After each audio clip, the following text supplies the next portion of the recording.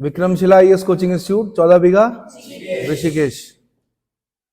मूल अधिकार कर रहे थे हम, संविधान का भाग 3 आर्टिकल 16 पे पहुंच गए थे। कल पूरा नहीं हो पाया था, बहुत सारे खंड थे। ठीक है, कल हमने लास्ट जो पढ़ा था आर्टिकल 16 में वो पढ़ा था मुकेश कुमार बनाम उत्तराखंड राज्य 2020 का मामला। उत्तराखंड पॉइंट ऑफ व्यू से इंपॉर्टेंट है क्योंकि मुकेश कुमार बनाम उत्तराखंड राज्य 2020 के मामले में सर्वोच्च न्यायालय ने क्या निर्णय दिया कि राज्य सरकारें अनुसूचित जातियों, अनुसूचित जनजातियों और अन्य पिछड़ा वर्ग के लिए आरक्षण के नियमों के अनुसार रिक्त पदों को भरने के लिए बाध्य नहीं है। क्या नहीं है? बाध्य नहीं है। अर्थात नियुक्तियों एवं पदोन्नतियों में आरक्षण की आवश्यकता है या नहीं है, ये राज्य सरकार के विवेक पर निर्भर करेगा। किस पर निर्भर करेगा? राज्य सरकार के विवेक पर निर्भर करेगा। इतना समझ में आ गया। आज हम पढ़ रहे हैं आर्टिकल 16 4 क। क्या पढ़ रहे हैं? आर्टिकल 16 4 क पढ़ रहे हैं। बेयर एक्ट को भी सामने रखिए, बेयर एक्ट में भी पढ़िए। उसकी भाषा थोड़ा टफ लगेगी, उसी को आसान भाषा में क्या करेंगे। तो आर्टिकल 16 4 क क्या कहता है भाई? सबसे पहले तो ये पूछेगा कब जोड़ा गया। अब 4 क है तो इसका मतलब बाद में जोड़ा गया। इसका मतलब 77वें संविधान संशोधन अधिनियम 1995 द्वारा जोड़ा गया। किसके द्वारा जोड़ा गया? 77th कॉन्स्टिट्यूशनल अमेंडमेंट एक्ट 1995 के द्वारा जोड़ा गया। इसमें राज्य को यह शक्ति दी गई है कि अनुसूचित जातियों, अनुसूचित जनजातियों के लिए प्रोन्नति में, प्रमोशन में आरक्षण की व्यवस्था कर सकता है। क्या कर सकता है? आरक्षण की व्यवस्था कर सकता है यदि उसकी राय में राज्य के अधीन की सेवाओं में इन वर्गों का पर्याप्त प्रतिनिधित्व नहीं है। क्या नहीं है? दरअसल क्या हुआ था कि इंदिरा साहनी का प्रकरण था। इंदिरा साहनी के प्रकरण में न्यायालय ने निर्णय दिया था कि भाई नहीं दे सकते आप प्रमोशन में, क्या आरक्षण नहीं दे सकते।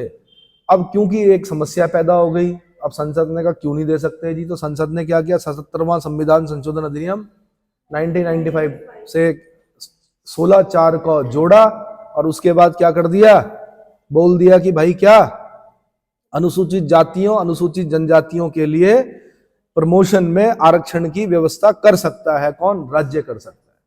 ना समझ में आ गया।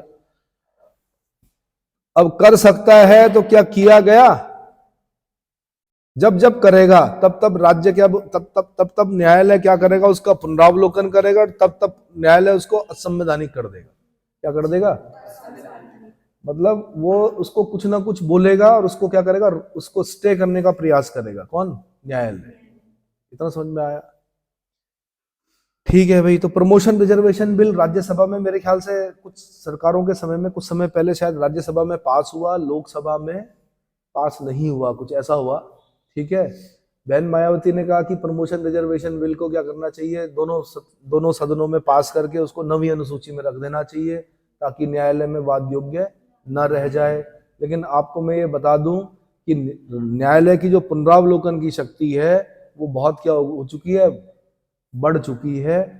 न्यायालय को अगर लगेगा कि कोई असंवैधानिक कार्य हो रहा है या कोई ऐसा कार्य हो रहा है कि जो नहीं होना चाहिए, तो वो 9वीं अनुसूची के अंदर जाकर भी उसको क्या कर सकता है, कुछ ना कुछ उसको रोक सकता है। तो समझ में आ गया? ठीक है। तो आपने बोलना है ये 77वां संविधान संशोधन 1995 क्यों किया गया, आर्टिकल 4 को क्यों जोड़ा गया। तो आपने बोलना है इंदिरा साहनी का जो प्रकरण था उसमें न्यायालय ने जो निर्णय दिया था और उसमें बोला था कि प्रमोशन नहीं मिले, प्रमोशन में रिजर्वेशन नहीं मिलेगा भाई, तो इन्होंने क्या कर दिया, संसद ने किया 4 को जोड़ दिया। किसमें? 16 में। 16 4 को जोड़ दिया 77वें संविधान संशोधन 1995 द्वारा। बोला कि भाई राज्य क्या कर सकता है, अनुसूचित जातियों, अनुसूचित जनजातियों के लिए प्रोन्नति में आरक्षण की व्यवस्था कर सकता है। इतना समझ में आ गया। अब हम पढ़ रहे हैं 16 4 ख। क्या पढ़ रहे हैं? 16 4 ख। ठीक है। इसको 81वें संविधान संशोधन अधिनियम 2000 द्वारा जोड़ा गया। सबसे पहले तो यही याद करना कि 4 ख क्यों जोड़ने की जरूरत पड़ी या किस संविधान संशोधन से जोड़ा गया। तो आपने बोलना है कि 81वां संविधान संशोधन अधिनियम सन 2000 द्वारा संविधान में जोड़ा गया। इसके द्वारा सेवाओं के आरक्षण में अग्रनयन के नियम, कैरी फॉरवर्ड रूल को मान्यता प्रदान की गई। यहां से क्वेश्चन बनाऊंगा भाई मैं, कैरी फॉरवर्ड रूल किस संविधान संशोधन से? अग्रनयन का नियम, है ना।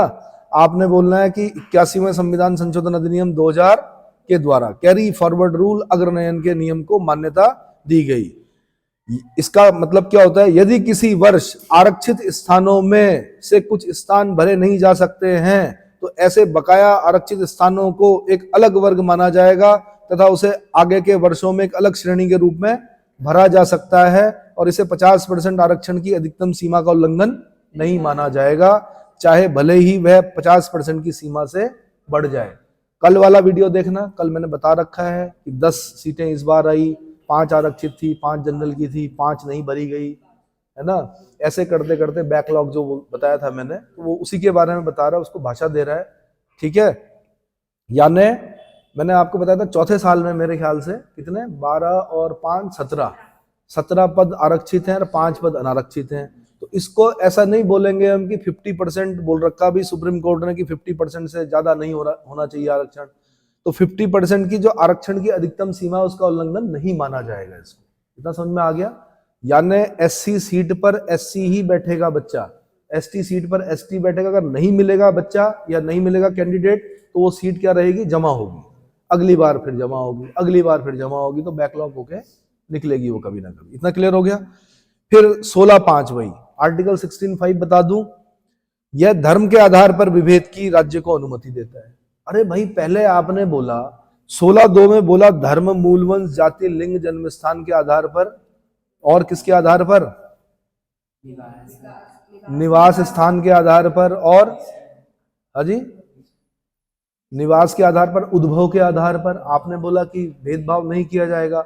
16(2) का अपवाद अब फिर कहां मिल रहा है, 16(5) में मिल रहा है। ये क्या कर रहा है, ये आपने पढ़ा ना 16(4) जब आपने पढ़ा वहां पे आपने पढ़ा कि जाति के आधार पर विभेद किया जा सकता है। यहाँ पे आप पढ़ रहे धर्म के आधार पर विभेद किया जा सकता है। अब धर्म के आधार पर विभेद की जरूरत क्या पड़ी राज्य को, तो राज्य द्वारा निर्मित कोई ऐसी विधि जो किसी धार्मिक या सांप्रदायिक संस्था के किसी पदाधिकारी या सदस्य के रूप में किसी विशिष्ट धर्म या संप्रदाय के लोगों को ही नियुक्त किए जाने का प्रावधान करती है, परिवर्तनीय होगी। क्या होगी, परिवर्तनीय होगी। भाई लाइन पंडित बनना है आपको फौज में, किस व्यक्ति को लिया जाएगा, जिन्होंने शास्त्री कर रखा हो, हिंदू धर्म से ही लिया जाएगा मेरे ख्याल से, है ना।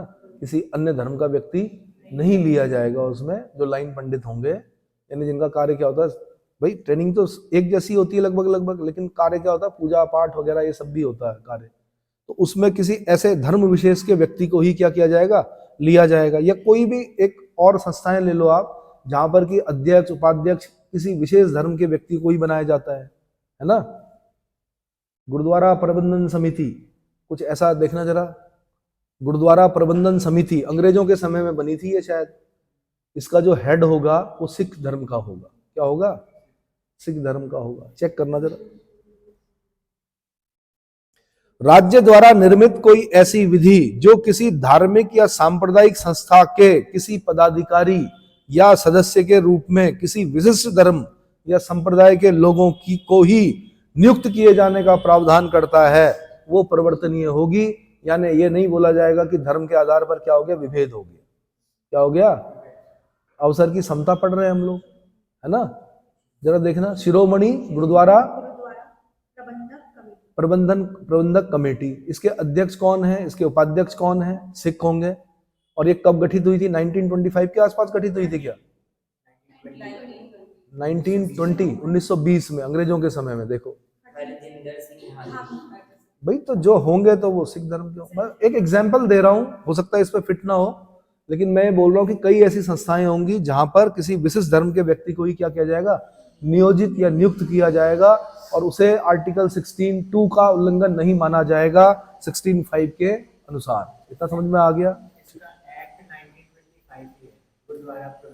हाँ, 1925 के एक्ट से किसने, अंग्रेजों ने बनाई थी, शिरोमणि गुरुद्वारा प्रबंधन कमेटी। ये कभी यूपीएससी का क्वेश्चन रहा है, इसलिए याद आ गया मेरे को, ठीक है। अगला क्वेश्चन है, अगला आर्टिकल है 16(6). कौन सा है, 103वां संविधान संशोधन अधिनियम, याद रखना भाई, 2019। कौन सा, 103 कॉन्स्टिट्यूशनल अमेंडमेंट एक्ट 2019 द्वारा अंतःस्थापित मतलब जोड़ा गया। इसके अंतर्गत राज्य आर्थिक रूप से कमजोर नागरिकों, यानी इकोनॉमिक वीकर सेक्शन, ईडब्ल्यूएस 10% आरक्षण, ईडब्ल्यूएस 10% आरक्षण जो मिला है वो 103वें संविधान संशोधन अधिनियम 2019 से मिला है। इसके अंतर्गत राज्य आर्थिक रूप से कमजोर नागरिकों के लिए वर्तमान आरक्षण के अतिरिक्त प्रत्येक श्रेणी के पदों में अधिकतम 10% के आरक्षण का प्रावधान करता है, कर सकता है या किया है। क्या है? 10% का ईडब्ल्यूएस का आरक्षण लागू हो चुका है। इसलिए 103वां संविधान संशोधन आपने याद करना है। इतना क्लियर हो गया? एक आपने 105वां संविधान संशोधन भी याद करना है, 2021। दरअसल जब बिल पेश हुआ संसद में तब उसका नंबर 127वां था। क्या नंबर था? जब पेश होता है तो बिल बोलते हैं उसको, क्या बोलते हैं? विधेयक बोलते हैं। उसका नंबर तब 127वां था। जब वो एक्ट बन गया तब उसका नंबर 105वां था। तब उसको एक्ट बोलते हैं, अधिनियम बोलते हैं। पेश करते हुए बिल, और जब दोनों सदनों ने पास कर दिया, राष्ट्रपति ने साइन कर दिया, तो बन गया एक्ट, यानी वो बन गया अधिनियम। तो जब अधिनियम बना तब उसका नंबर है 105वां संविधान संशोधन अधिनियम 2021। नया है, इंपॉर्टेंट है, क्वेश्चन बनेगा यहां से। क्या होगा कि 105वां संविधान संशोधन अधिनियम 2021 किससे संबंधित है? तो भैया लोकसभा में 3 अगस्त 2021 को, राज्यसभा में 11 अगस्त 2021 को ध्वनि मत से पारित हो गया। 18 अगस्त 2021 को राष्ट्रपति की स्वीकृति मिल गई। 18 अगस्त 2021 याद रखना है आपने, ठीक है। 105वां संविधान संशोधन अधिनियम 2021 के रूप में जाना जा रहा है इसको। इस अधिनियम के तहत अब इसको ध्यान देना आपने, राज्यों और केंद्र शासित प्रदेशों को सामाजिक और शैक्षणिक रूप से पिछड़े वर्ग, अदर बैकवर्ड क्लासेस जिसको बोलते हैं, क्या बोलते हैं? ओबीसी बोलते हैं, की सूची बनाने का अधिकार को बहाल कर दिया गया है। ओबीसी की सूची बनाने के अधिकार को बहाल कर दिया गया है। अदर बैकवर्ड क्लासेस, या आप बोल सकते हैं सामाजिक और शैक्षणिक रूप से पिछड़े हुए वर्ग की सूची बनाने के अधिकार को बहाल कर दिया गया है इस अधिनियम के द्वारा। संविधान के आर्टिकल 242 का 242 का, अब 242 क में अगर आप जाएंगे तो वहां पर शायद अनुसूचित जनजाति की परिभाषा है शायद। क्या है भाई? बियर एक्ट में देखिए 242 में जाइए, देखो 241 में आप जाएंगे तो अनुसूचित जातियां हैं, 242 में अगर आप जाएंगे तो क्या है? अनुसूचित जनजातियां हैं। क्या है? अनुसूचित जनजातियां हैं। और 242 क में जाएंगे आप तो सामाजिक और शैक्षणिक या शैक्षिक पिछड़ा वर्ग, सामाजिक और शैक्षिक पिछड़ा वर्ग। इतना समझ में आ गया? अरे भाई 242 क समझ में आया है ना? और इसका अगर मैं संविधान संशोधन बोलूं तो ये जोड़ा गया था, 242 क जोड़ा गया था 102वें संविधान संशोधन से। किससे? 2018 से जोड़ा गया था। जो 242 क जोड़ा गया था ना वो 342 जो जोड़ा गया था क, 342 क बोल रहा हूं मैं, 342 क 102वें संविधान संशोधन अधिनियम 2018 की धारा 4 द्वारा जोड़ा गया था, स्थापित किया गया था। इसमें संशोधन किया जाएगा भाई। किस संविधान संशोधन से? 105वां जो संविधान संशोधन 2021 है, एक तो 242 क में संशोधन करेगा, दूसरा 338 ख में करेगा। किसमें? 338 ख। 338 ख में आप जाएंगे तो 338 ख में क्या लिखा हुआ है? राष्ट्रीय पिछड़ा वर्ग आयोग लिखा हुआ है। क्या लिखा हुआ? और मैंने आपको बताया था कि राष्ट्रीय पिछड़ा वर्ग आयोग वैसे 102वें संविधान संशोधन से बनाया गया था।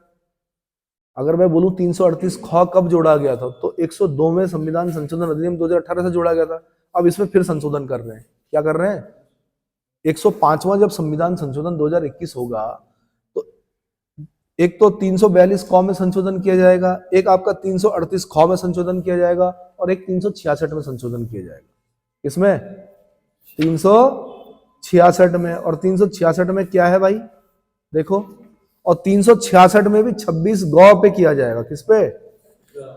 366 भी 26 गौ में किया जाएगा। और 26 गौ अगर मैं बोलूं तो सामाजिक और शैक्षिक दृष्टि से पिछड़े वर्गों, इसके बारे में है, सामाजिक और शैक्षिक दृष्टि से पिछड़े वर्गों के संबंध में है।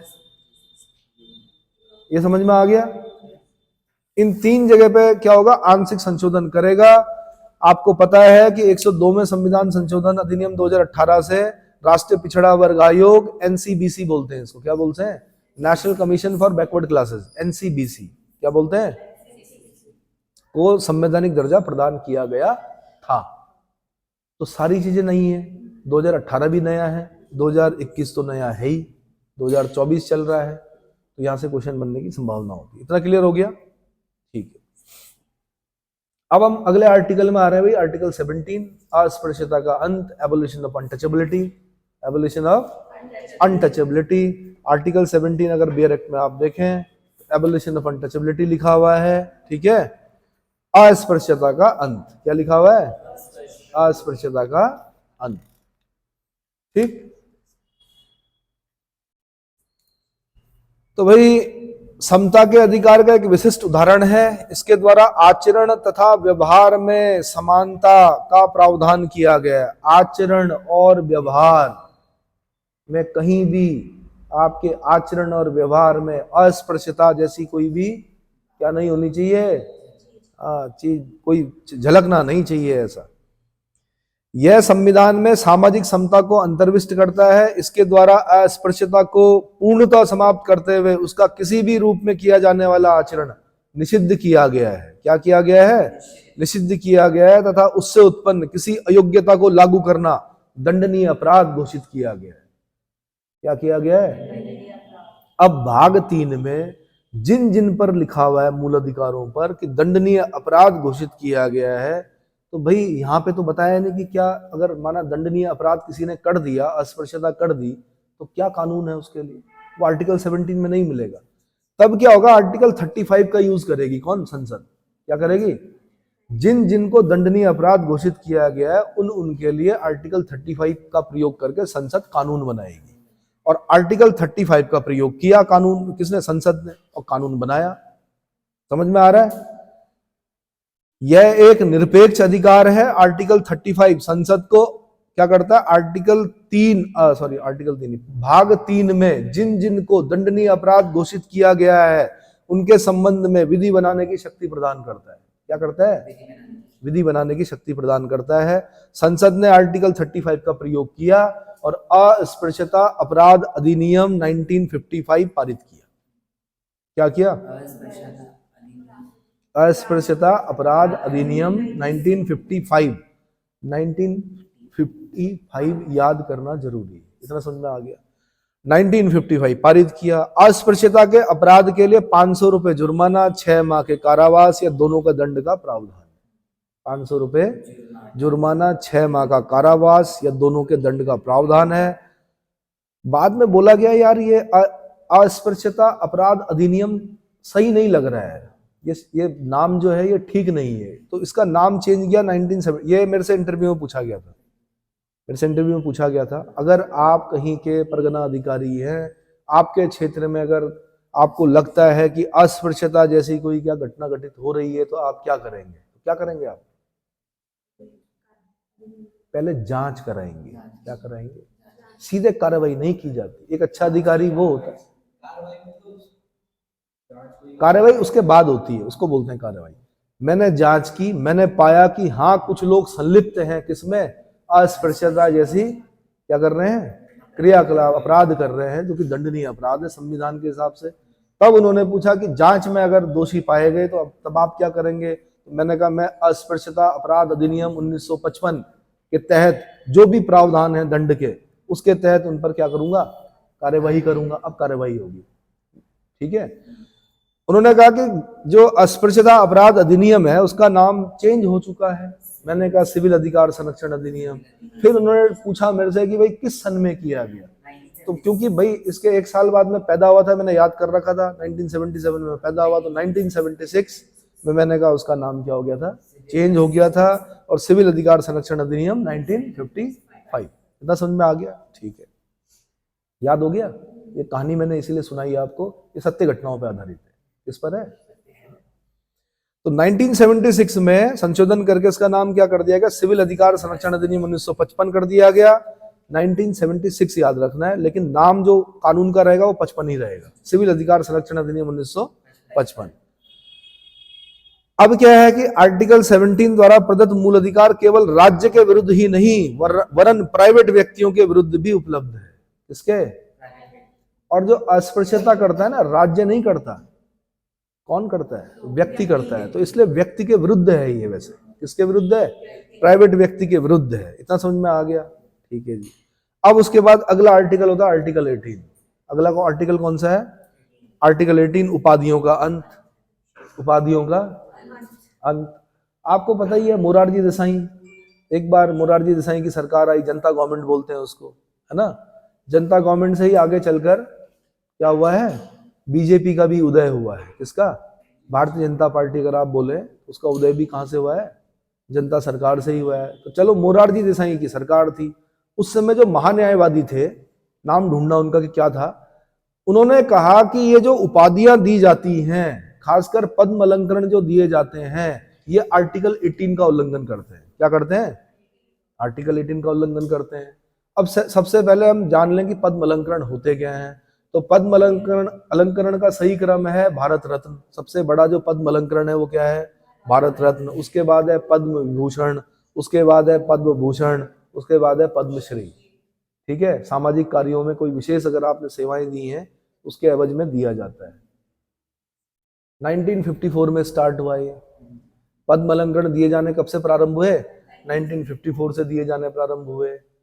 1954 में 3 लोगों को मिला भारत रत्न। किस किस को मिला? नंबर 1 सी राजगोपालाचारी को मिला, नंबर 2 सीवी रमन को मिला, चंद्रशेखर वेंकट रमन को मिला, और नंबर 3 शिक्षक दिवस सर्वपल्ली राधाकृष्णन जी को मिला। ये 3 लोग हैं जिन्हें भारत रत्न दिया गया। ठीक है। उसके बाद में नेहरू जी को भी मिला, बाद में इंदिरा गांधी जी को भी मिला, है ना। थोड़ा बहुत मुझे ऐसा लगता है कि राजनीति भी देखी गई इसमें कि भाई नेहरू परिवार के लोगों को भी क्या मिल रहा है? भारत रत्न मिल रहा है। ऐसे कई लोगों को मिला। तो भारत रत्न की लिस्ट पढ़नी है आपने, क्योंकि क्या क्या क्वेश्चन बने यूपीएससी में बता देता हूं। पहला विदेशी जिसे भारत रत्न मिला, खान अब्दुल गफ्फार खान, फ्रंटियर गांधी, खुदाई खिदमतगार आंदोलन। फिर बोला दूसरा विदेशी कौन जिन्हें क्या मिला? भारत रत्न मिला। तो आंसर नेल्सन मंडेला। ठीक है। फिर पूछा कि भाई पहले वैज्ञानिक कौन जिन्हें भारत रत्न मिला? चंद्रशेखर वेंकट रमन। कौन? पहली बार में मिल गया था 1954 में, रमन, सीवी रमन। फिर बोला मरणोपरांत सबसे पहले किसको भारत रत्न मिला? किसको मिला मरणोपरांत? ये तो जिंदा थे तीनों लोग, और भी लोग जिंदा थे, लेकिन किसी को मरने के बाद मिला पहली बार। मरणोपरांत पहली बार किसको मिला भारत रत्न? और फिर हाँ जी, कौन से सन में? कौन से सन में मरणोपरांत भारत रत्न प्राप्त करने वाले पहले व्यक्ति कौन थे? मरणोपरांत समझते हो? मरने के उपरांत। मरणोपरांत, मरने के उपरांत। ये कैसा देश है, ये कैसा मुल्क है, याद करते हैं यहां लोग क्यों मरने के बाद? मरने के बाद क्यों दिया यार? लाल बहादुर शास्त्री। चेक कीजिए 19 चेक कर लीजिए एक बार ढंग से। हाँ, लाल बहादुर शास्त्री जी को ही मिला होगा। मरणोपरांत भारत रत्न दिया गया। शास्त्री जी मरे या मारे गए, पिक्चर देखी होगी आपने, है ना। शास्त्री जी को किसने मारा, एक पिक्चर बनी है, वो देखना। चलो, तो भाई मरणोपरांत लाल बहादुर शास्त्री जी हैं। हाँ। फिर पूछा भाई, एक आपकी मदर टेरेसा भी हैं, बुजेक्स्क्यू नाम है उनका असली, क्या नाम है उनका? जन्म पूछा कहाँ हुआ था। फिर वो भारत में आई थी, है ना। फिर उन्होंने क्या किया था, यहाँ पे कुष्ठ रोगियों की सेवा की थी। क्या मदर टेरेसा को भी भारत रत्न दिया गया? हाँ जी, दिया गया। कब दिया गया? उनका सन पूछा उन्होंने, क्योंकि उसके आसपास के प्रश्न होते हैं। कब दिया गया था भाई? 1980। अब लेटेस्ट जो अभी हाल ही में जिसको भारत रत्न मिला होगा वो इंपॉर्टेंट होता है। फिर ये भी पूछा उन्होंने भारत रत्न में क्या दिया जाता है। अब क्या दिया जाता होगा भाई भारत रत्न में?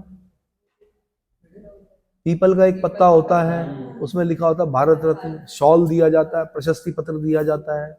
वो पीपल के पत्ते में भारत रत्न लिखा होता है। वो पीपल का पत्ता किस धातु का बना होता है? पेड़ से तो तोड़ते नहीं होंगे। तो यूपीएससी वहां तक जाती है, इसलिए बता रहा हूं मैं। फिलहाल लोक सेवा आयोग के हिसाब से आगे बढ़ते हैं।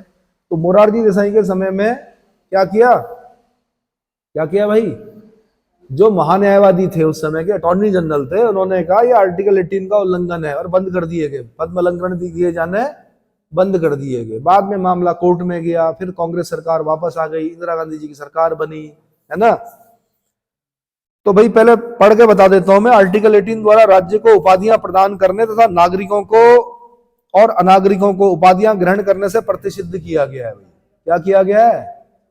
प्रतिषिद्ध किया गया है। यहां पर यह बोला गया है आर्टिकल 18(1) में कि राज्य सेना और विद्या संबंधी सम्मान के सिवाय और कोई उपाधि प्रदान नहीं करेगा। अब भाई सेना में जाओगे आप, सीडीएस का पेपर निकालोगे, है ना, तो लेफ्टिनेंट बनोगे भाई, नाम के आगे लगाना पड़ेगा। जब आप अपना परिचय दोगे तो आप जोर से हाथ मिलाओगे और दबाओगे हाथ, क्या, जो आपकी पावर को बताएगा, डोमिनेंसी को बताएगा, और आप अपना नाम बताओगे, लेफ्टिनेंट XYZ ABC जो भी बताओगे, है ना, समझ में आया। या आप बताओगे जब आपका प्रमोशन हो जाएगा तो आप बोलेंगे कैप्टन, आप बोलेंगे मेजर, आप बोलेंगे लेफ्टिनेंट कर्नल, आप बोलोगे कॉलोनल, है ना, कर्नल तो हम बोलते हैं हिंदी में, कॉलोनल, ठीक है, ल्यूटिनेंट, ऐसी तो बोलोगे।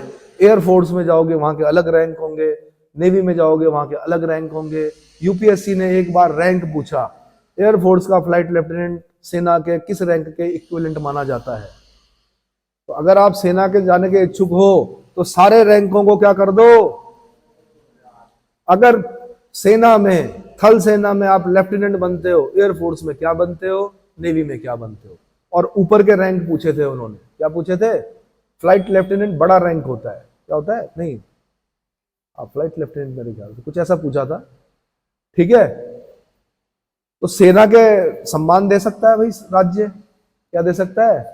परमवीर चक्र भी देगा और वीर चक्र भी देगा, विशिष्ट सेवा मेडल भी देगा, है ना। ये असमानता नहीं फैलाता है। आपने एक स्पेशल कार्य किया, देश के लिए किया, तो मिलेगा। शिक्षा, आपने PhD की, आपके नाम के आगे लग गया डॉक्टर, क्या लग गया? तो भाई डॉक्टर, आपके नाम के आगे लग गया कि आपकी उपाधि है डीलिट, डॉक्टरेट ऑफ लिटरेचर, तो राज्य दे सकता है। सेना और शिक्षा संबंधी क्या दे सकता है? टाइटल दे सकता है, लेकिन सेना और शिक्षा संबंधी सम्मान के सिवाय और कोई उपाधि प्रदान नहीं करेगा। कहां लिखा हुआ? आर्टिकल 18 18 के 2 में लिखा हुआ कि अगर कोई भारतीय नागरिक किसी विदेशी राज्य से कोई उपाधि ग्रहण नहीं करेगा, कोई भी भारतीय नागरिक किसी विदेशी राज्य से कोई उपाधि ग्रहण नहीं करेगा, ठीक है भाई, नहीं करेगा। लेकिन यहां से फिर प्रश्न पूछा कि भारत के ऐसे कौन से प्रधानमंत्री हैं जिन्हें भारत रत्न भी मिला हुआ और जिन्हें पाकिस्तान का सर्वोच्च पद्म अलंकरण निशाने पाक भी मिला हुआ? किसको मिला हुआ भाई? मोरारजी देसाई। जिन मोरारजी देसाई ने मेरे ख्याल से बंद करवाया, उनको भारत रत्न भी मिला हुआ, उनको निशाने पाक भी मिला हुआ।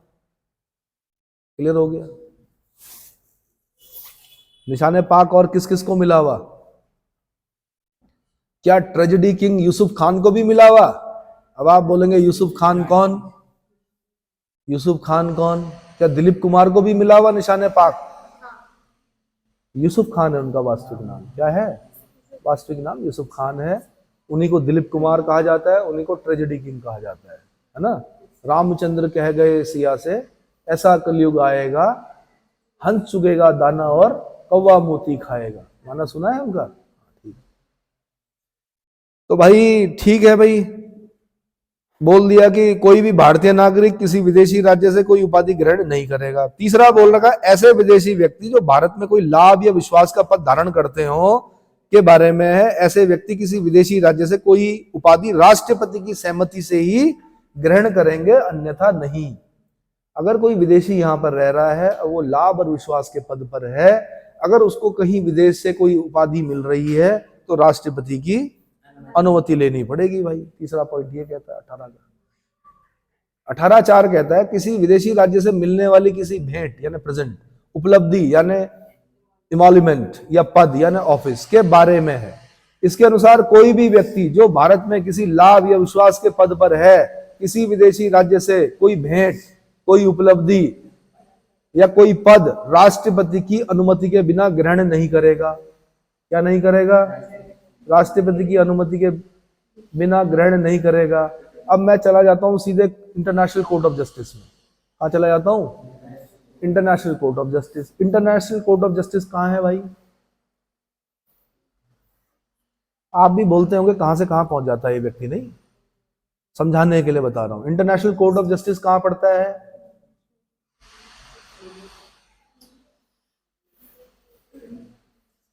द हेग में पड़ता है भाई, नीदरलैंड में, हॉलैंड में एक जगह पड़ती है the Hague, international court of justice, वहां पड़ता है। ठीक है, कितने न्यायाधीश होते हैं इंटरनेशनल कोर्ट ऑफ जस्टिस में? 15 न्यायाधीश होते हैं। कितने होते हैं? 15 न्यायाधीश होते हैं। कार्यकाल कितना होता है उन न्यायाधीशों का? अब आप बोलोगे क्या 5 वर्ष नहीं, 6 वर्ष नहीं, 9 साल। कितना? यूपीएससी का क्वेश्चन है। कहाँ का क्वेश्चन है? चेक कर लो भाई एक बार, क्या 9 वर्ष ही होता है?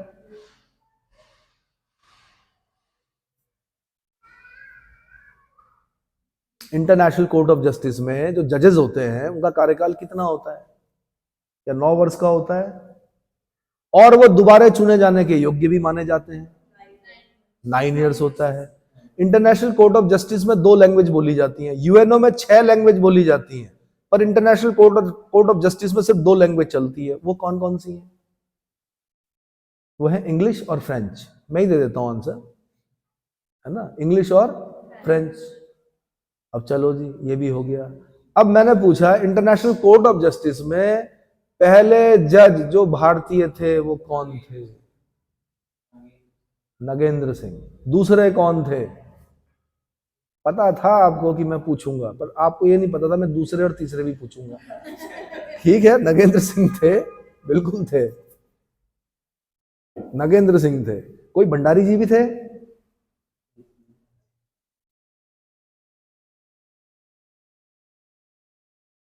इतना सन्नाटा क्यों है भाई? शोले का डायलॉग है।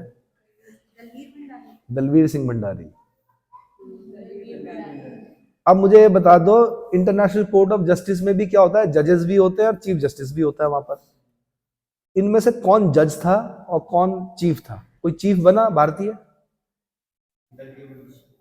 हाँ जी, भंडारी जी जो थे वो क्या थे? हाँ, नहीं, न्यायमूर्ति आप बोल सकते हैं। चेक कर लेना एक बार। मतलब मैं ये बता रहा हूं ये सारे प्रश्न बन चुके हैं, दोबारा बन सकते हैं।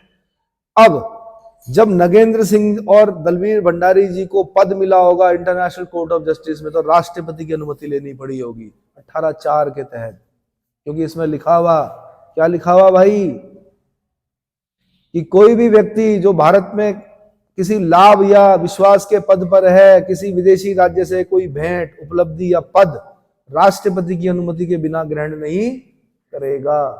इतना क्लियर हो गया?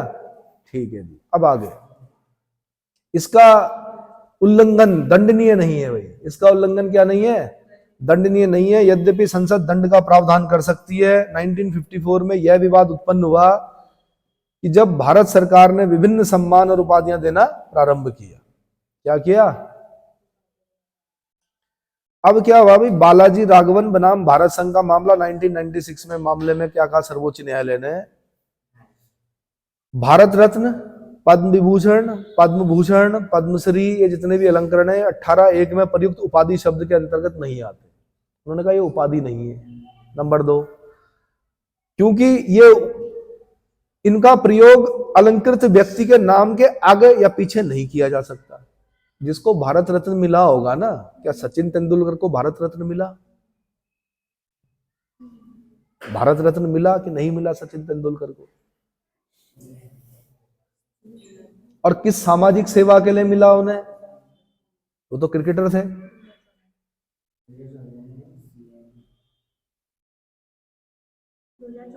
दो 2014 में मिला। ये तो सामाजिक सेवाओं के लिए मिलता है। सचिन तेंदुलकर तो क्या थे? क्रिकेटर थे। क्या इन्हें भारत रत्न मिला? हाँ जी, मिला। ठीक है, तो सचिन तेंदुलकर ना तो अपने नाम के आगे लगा सकते हैं कि मैं भारत रत्न सचिन तेंदुलकर, ना पीछे लगा सकते हैं कि मैं सचिन तेंदुलकर भारत रत्न। समझ में आया? इसलिए बालाजी राघवन बनाम भारत संघ 1996 के मामले में सर्वोच्च न्यायालय ने निर्धारित किया कि भारत रत्न, पद्म विभूषण, पद्म भूषण, पद्मश्री अलंकरण 18(1) में प्रयुक्त उपाधि शब्द के अंतर्गत नहीं आते हैं, क्योंकि इसे कोई भी व्यक्ति अपने नाम के आगे और पीछे नहीं लगा सकता है। तो मैंने कहा मोरारजी देसाई के सरकार के समय, जनता गवर्नमेंट के समय ये बंद हो गए थे कुछ समय के लिए, लेकिन बाद में फिर दिए जाने प्रारंभ हो गए। फिर किसी ने केस किया होगा, बालाजी राघवन जो है उन्होंने केस किया होगा कि भाई क्यों दिए जा रहे हैं, है ना। इससे तो क्या है, right to equality, right to, बात तो वही हुई ना। अंग्रेजों के समय में सर मिलती थी, नाइट की उपाधि मिलती थी, तो वो अलग समाज में अलग रुतबा रखते थे। राजा के समय में माफीदार बोलते थे हम लोग, ये माफीदार हैं, तो उनको अलग रुतबा होता था, है ना। तो अब ऐसे में तो असमानता फैलेगी भाई, क्या फैलेगी। तो अब ये इन्होंने कहा होगा बालाजी राघवन ने कि भाई भारत रत्न, पद्म विभूषण, पद्म भूषण, अरे ऐसा होता है स्टेज पे जब बुलाया जाता है तो भारत रत्न से सम्मानित XYZ को हम अब क्या कर रहे हैं, आमंत्रित कर रहे हैं। वैसे नाम के आगे नहीं लगाया जाना चाहिए, समझ में आ गया, ठीक। ना ही अपने नेम प्लेट पे लगा सकते, ना ही अपने कार पे लगा सकते भारत रत्न, है ना। कहीं ऐसा नहीं कि भारत रत्न मिला आपको और आपने क्या कर दिया, स्कूटी पे लगा दिया पीछे भारत रत्न, ठीक है। स्कूटी नहीं है, पर संसद कर सकती है दंड का प्रावधान। हाँ, पुलिस, एडवोकेट, पत्रकार, है ना। असमानता फैलती है, ऐसे में क्या होती है, राइट टू इक्वलिटी। चलो अब भैया आगे है स्वतंत्रता का अधिकार, दूसरे मूल अधिकार पे पहुंच गए हम। इसका नाम है राइट टू फ्रीडम। ये पढ़ेंगे हम 19 से लेके 22 तक। कहां से कहां तक पढ़ेंगे, 19, 20, 21, 21A और 22, ठीक है। तो मैं सीधे 19 पे आ जाऊं, 19 पे आ जाता हूं, ठीक है। 19 में भैया कितने हैं, 6, क्या है, पहले 7 थे, अब कितने, 6 हैं। आपने A याद करना है, BCDEF को हटा दिया गया है, संपत्ति से संबंधित था, संपत्ति के अधिकार से। 44वें संविधान संशोधन अधिनियम सन 1978 से हटाकर उसको आर्टिकल 300A में भाग 12 में रख दिया गया है, लीगल राइट बना दिया गया है, ठीक है। तो आपने पढ़ना है ABCDEF, नहीं पढ़ना है G पढ़ना है। आपने क्या पढ़ना है, तो सबसे पहले क्या याद करना है आपने, 19 अगले में करना है। चलो